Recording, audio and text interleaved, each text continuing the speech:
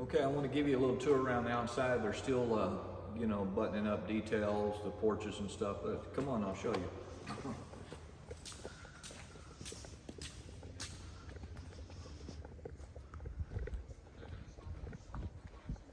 This particular building has a 4-foot wainscot. So see here, we got the extra color here, the wainscot panel here, the trim, and then this is all flashed in here so it doesn't leak. So this makes a real nice cut.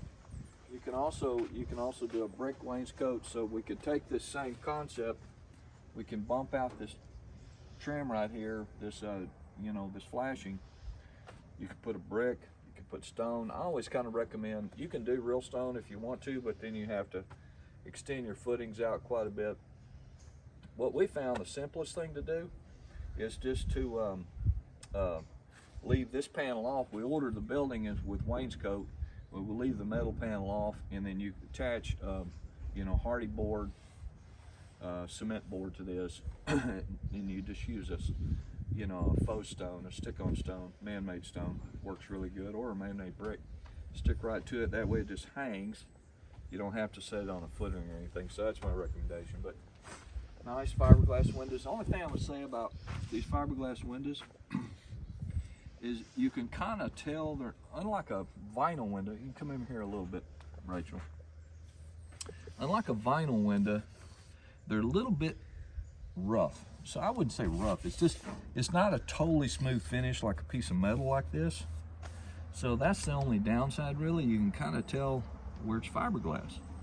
But the nice thing is that color is impregnated into this material, so they claim the fade resistance is extremely slow. Everything's going to fade over time that's got color in it. You know, even these panels, these metal panels, it'll take about 30-40 years to do it, but long time. But still, unless you're looking at it real close, you really can't tell. They still look really nice. I like all the colors. They call it Pella Impervia, so in case you're curious. Anyway, bear in mind, Pella's not sponsoring me on these. We like their product, but we're not tied to them. So it just, but they do a great job installing. One thing I do like about Pella in our area, I can't speak for other areas, but they have really outstanding install crews, and so when they install their doors and their windows, they are correct. I mean, they're plumb, square, they operate correctly, makes a big difference, and they don't leak. So, another thing on metal building, big deal, is the way these windows are flashed in. If they're not flashed in correctly, guess what? They will leak. And so that's a big deal. Got a little porch here.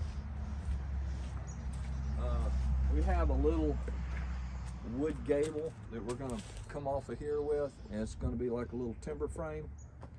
But they don't have a whole lot of yard here. It's just, I mean, this will be kind of the entry point to their house, but I don't know how often it'll be used.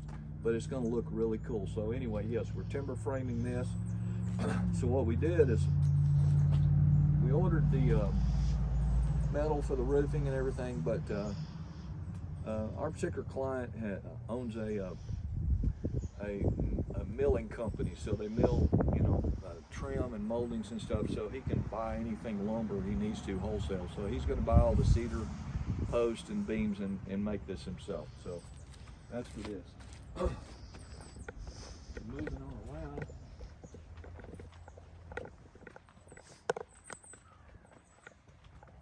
Now notice too, these corner trims, if you want the corner to kind of pop out, you can make it your trim color. My preference is to keep it the wall color, but it's totally, you know, personal preference. We have soffits, and of course this building has to be power washed. That's just dirt. As you can tell, one thing that really sets these buildings apart and what makes them nice and it makes them more homey looking is the nice soffit. We did a 12-inch overhang, so you can go up to 24 inches. It just makes the building look more homey, more residential to me. Plus the panels. Worldwide Steel uses this, it's called an M panel, I believe. M as in Mike. Mary, and it's just got a different profile than what we would call the R panel. The R panel is like what you see on all shop buildings, commercial buildings. And an R panel is a big squared off raised panel that looks very industrial. Well, these panels look much more agricultural, much more residential. Some places, there's one supply company here, they call these an ag panel or an agricultural panel. So these are real popular for pole barns. So, got your vinyl windows here. Once again, they did the impervia window. The fiberglass unit's only on the front of the house, and vinyl everywhere else. But then Mr. Todd, the owner, told me, he said, man, I wish I just did the impervia all the way around. So, but it's like anything, it's more money.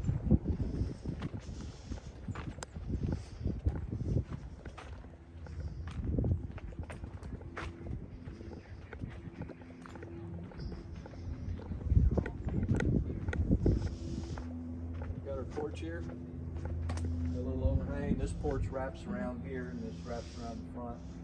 So this is back porch where you'll come into the laundry room and that sort of thing. It's right off the garage here. So let me show you the garage.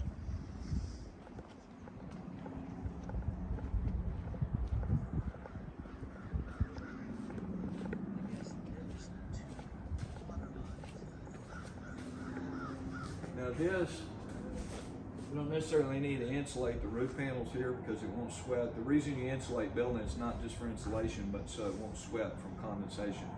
You get a little bit of a temperature change on the inside of your building from the outside, and you got that metal will begin to sweat. So that's the reason. But out here, not necessary.